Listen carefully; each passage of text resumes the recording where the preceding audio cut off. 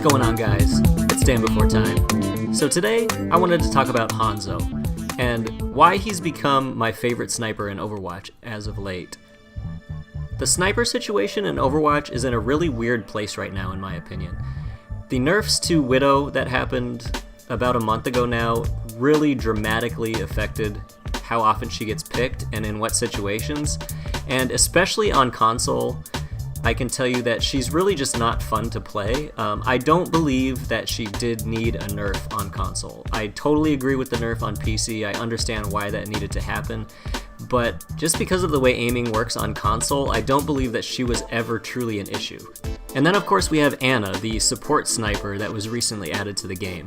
Now, I might have to do a whole video just on this topic, but I just don't believe that she fills a sniper's role at all within this game. Is she a fun hero? Yeah, absolutely. Is she effective? Yeah, in the right hands, she can absolutely be effective as both a healer and a damage dealer. But for the purpose of this video, I'm mostly going to compare Widowmaker and Hanzo. So Hanzo's an interesting hero for me because I really didn't like him at first when the game came out. That's probably in part because at first he felt really slow to me, and it's also maybe because I come from an FPS background and I have done a lot of sniping in the past. And through my first few weeks of play with this game, he just really felt generally underwhelming to me.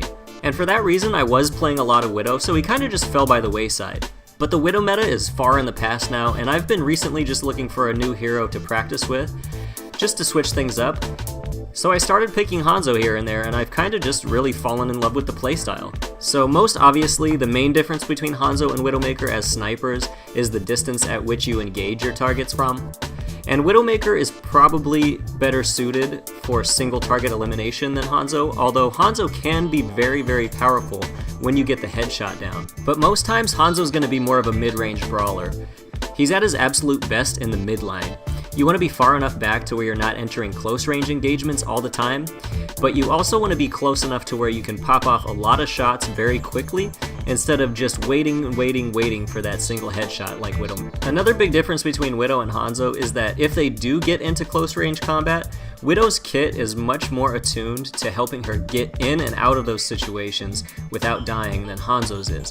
Although Hanzo does have the scatter arrow, and I would definitely recommend you practice with that and get the timing down, because it can be very effective, although you can only use it once, so you better hit the shot.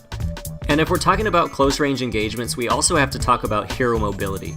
I used to think that this was one of Hanzo's biggest drawbacks because his walking speed probably is one of the slowest, if not the slowest in the entire game. Now, I don't have hard numbers to back me up on that, but it just feels very slow.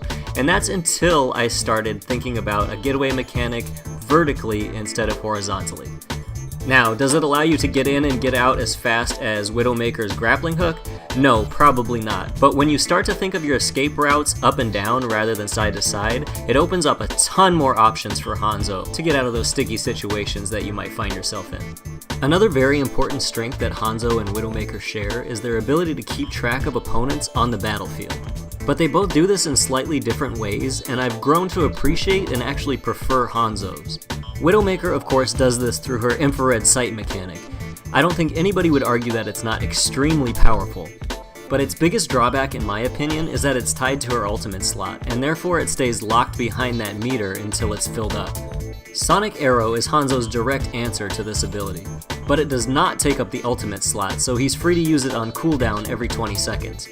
And for my playstyle, I definitely prefer having that extra utility in my kit that I can use continuously throughout the entire match. I really like to use them and keep them locked on major choke points. This gives you and your team that extra little bit of situational awareness that allows you to make those critical picks and turn the tide in your favor. And of course, we couldn't talk about Hanzo without talking about his incredible ultimate, the Dragon Strike.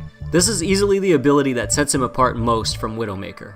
And it's also why recently, if I'm faced with a choice, I will pick Hanzo over her 9 times out of 10.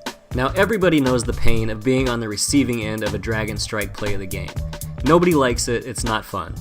And yes, it's an incredibly strong ultimate to get a lot of kills with. But what I think a lot of players don't realize is just how strong of a zoning tool it actually is. People look for kills, and if they don't get it immediately, they're bummed. But if you start to look at it through the lens of moving people out of an area you don't want them to be in, the kills become a complete bonus. It's incredibly effective to shoot this thing straight at choke points on a payload map, or in those situations where the enemy team is making a final push on a capture point. Kill or no kill, they cannot be where this thing is. And a well-timed dragon strike that doesn't get any kills can be the true play of the game, even if the system at the end of the game doesn't recognize it. So there you have it, guys. Those are my reasons why I believe Hanzo is the best sniper in the game right now. What are your thoughts? Do you enjoy playing him? Are you not so sure? I'd love to hear what you think in the comments down below. Thanks so much for watching, guys. If you enjoyed the video, please like, share the video with your friends, and consider subscribing. It really helps the channel grow so much. As always, I've been DanBeforeTime. You've been awesome, and until next time, enjoy your watch.